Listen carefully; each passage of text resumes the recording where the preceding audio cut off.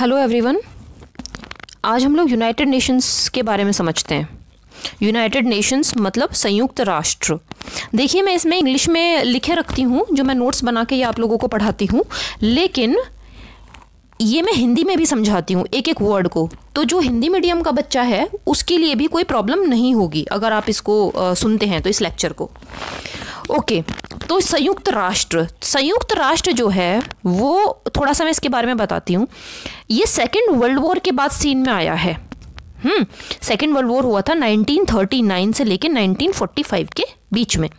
1945 को जो द्वितीय विश्व युद्ध था वो खत्म हुआ था। उसके बाद यूनाइटेड नेशंस जो है संयुक्त राष्ट्र, उसका गठन किया गया।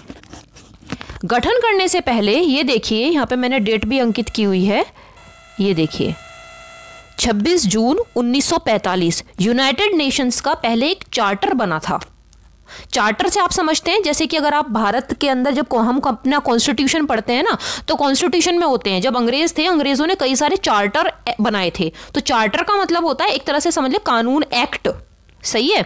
तो 26 जून 1945 को जो इसके मेंबर्स थे, जब इसका गठन हुआ तो उन्होंने सबने साइन कर दिए थे, राइट। और फिर 24 अक्टूबर 1945 को जो संयुक्त राष्ट्र है वो एक तरीके से, वो जो चार्टर था वो इम्प्लीमेंट हुआ था। मतलब इसका एक तरह से गठन जो माना जाता है वो 24 अक्टूबर 1945 को माना जाता है, क्योंकि इस दिन इसकी शुरुआत हो गई थी, राइट। फिर ये हुआ कब? वर्ल्ड वॉर सेकेंड के बाद। इसका हेडक्वार्टर कहाँ पे है? इसका हेडक्वार्टर है न्यूयॉर्क में, जो कि यूएसए के अंदर है। सही है। अब इसका जो गठन हुआ है, अब द्वितीय विश्व युद्ध के बाद हुआ है, तो कनेक्ट कीजिए, द्वितीय विश्व युद्ध के बाद हुआ है। इसका मतलब द्वितीय विश्व युद्ध एक वॉयलेंट है ना, वॉयलेंट था, बहुत ज्यादा युद्ध होता ही वॉयलेंट है। तो इस वजह से किया गया कि ताकि तीसरा विश्व युद्ध ना हो। अपने आप ही समझने की बात है ना, जिससे कि जो प्रॉब्लम्स थी वो खत्म हो जाए राष्ट्रों के बीच में, ठीक है। तो इसी वजह से ये देखिए कि इसका जो गठन हुआ टू प्रिवेंट कॉन्फ्लिक्ट, आपस में जो भी जितने भी कॉन्फ्लिक्ट्स थे वो सारे के सारे खत्म हो जाए, मतलब जो भी आपस में प्रॉब्लम्स थी, है ना, जो मतभेद थे, और साथ में जितने भी राष्ट्र हैं उनके बीच में सहयोग की भावना रहे।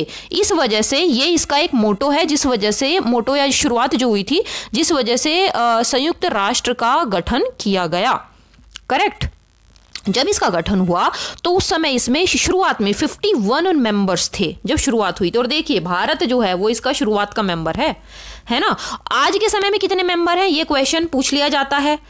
193, 193 में आज इसके जो मेंबर्स हैं, आज के प्रेजेंट टाइम में 193 इसके मेंबर्स हैं।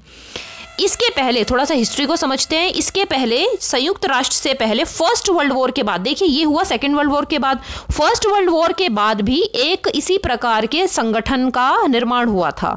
उसका नाम था लीग ऑफ नेशंस, जो कि हुआ फर्स्ट वर्ल्ड इंटरनेशनल जो एक ये ऑर्गेनाइजेशन थी, और हुआ ये आफ्टर फर्स्ट वर्ल्ड वॉर 1920 में, क्योंकि फर्स्ट वर्ल्ड वॉर हुआ था कब से कब तक? 1914 से लेकर 1918, ठीक है ना। तो 1920 में इसकी जो है 1919 इसकी जो है 1920 में शुरुआत हुई थी, राइट।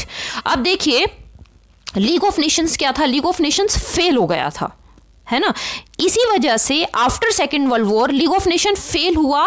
फेल होने के जो कारण थे उन्हीं वजह से सेकेंड वर्ल्ड वॉर हुआ, और सेकेंड वर्ल्ड वॉर के बाद फिर यूनाइटेड नेशंस की शुरुआत हुई, ठीक है। उन कारणों पे हम बात नहीं करेंगे, क्योंकि आज हम सिर्फ यूनाइटेड नेशंस जो शुरुआत में एक संगठन था और अभी इसमें कैसे कार्य करता है उसके बारे में बात करेंगे। उसके ऊपर मैं एक अलग से एक वीडियो बनाऊंगी। अब इसके जो एम्स हैं, इसके जो उद्देश्य हैं यूनाइटेड नेशंस के, उनको समझते हैं। पहला इसका जो उद्देश्य है वो है अंतर्राष्ट्रीय स्तर पर शांति और सुरक्षा जो है वो बनी रहे, ठीक है। दूसरा इसका उद्देश्य है कि जितने भी राष्ट्र हैं उनके बीच में आपस में दोस्ताना संबंध हो, और सब लोग मिलकर एक तरह से सब लोग समन्वित होकर काम करें, एक दूसरे का सहयोग करके काम करें। ये एम है इसका, जिस वजह से इसकी शुरुआत हुई थी। और प्रैक्टिकल क्या चीज़ें हैं वो एक अलग बात है, लेकिन यूनाइटेड नेशंस का ऑफ कोर्स एक बहुत बड़ा रोल है ना।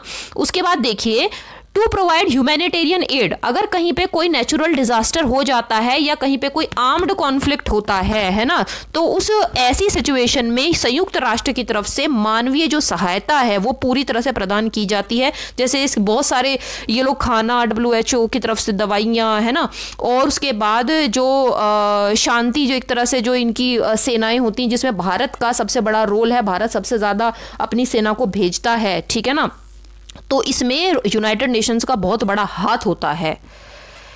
इसकी ऑफिशियल, अच्छा एक और है, इसका 4th पॉइंट क्या है उसको देखिए। एम जो है इसका, एक एम है ह्यूमन राइट्स, उनकी सुरक्षा करना, ठीक है ना, और साथ में सामाजिक आर्थिक विकास उसको बढ़ावा देना और पर्यावरण की सुरक्षा करना, ये भी यूनाइटेड नेशंस का उद्देश्य होता है। ऑफिशियल लैंग्वेज की अगर हम बात करें तो यूनाइटेड नेशंस की 6 ऑफिशियल लैंग्वेज है। ऑफिशियल लैंग्वेज का मतलब होता है कि जो इसका कार्य है वो किन किन भाषाओं में एक तरीके से किया जाता है, कौन कौन सी भाषाएं वहाँ पे काम होता है, ठीक है ना।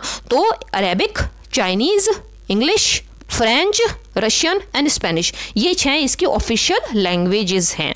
अगर हम इसके स्ट्रक्चर की बात करें, संयुक्त राष्ट्र संगठन का जो स्ट्रक्चर है उसमें 5 मुख्यतः 5 प्रिंसिपल ऑर्गन्स हैं।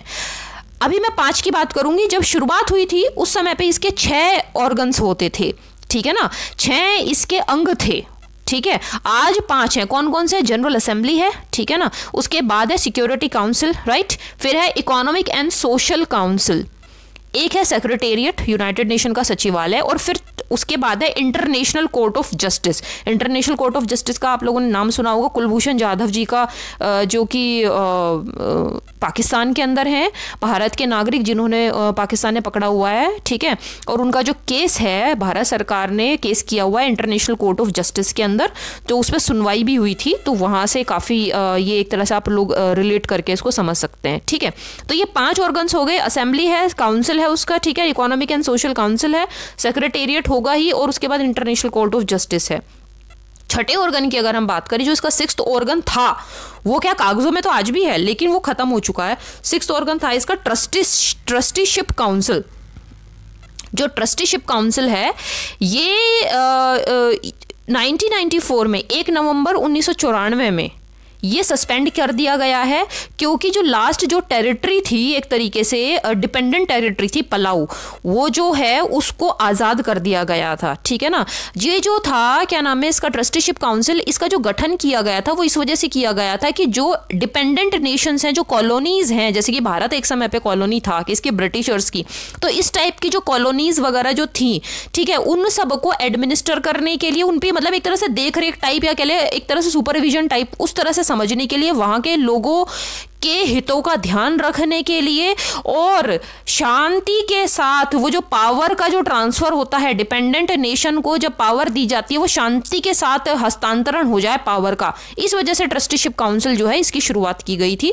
11 टेरिटरीज थी शुरुआत के अंदर, ठीक है ना, जब इसकी शुरुआत हुई, और उसके बाद अभी 1 नवंबर 1994 को जो लास्ट टेरिटरी थी पलाऊ, उसको जो है स्वतंत्र घोषित कर दिया गया, और उसके बाद ट्रस्टीशिप काउंसिल जो है अभी वो खत्म है। तो ये भी क्वेश्चन आ सकता है, कितने ऑर्गन थे? शुरुआत में 6 ऑर्गन थे, अभी कितने हैं? 5 हैं। कौन सा ऑर्गन है जो कि अभी सस्पेंड कर दिया गया है? वो ऑर्गन है ट्रस्टीशिप काउंसिल। तो ये बिल्कुल इसका बेसिक जो है यूनाइटेड नेशंस का वो स्ट्रक्चर है। इसके बाद हम लोग एक दूसरे वीडियो में मिलते हैं, उसके अंदर हम लोग इसके जो अलग अलग जो ऑर्गन्स हैं उनके बारे में हम लोग डिटेल में पढ़ाई करेंगे। Thank you so much, take good care of your self.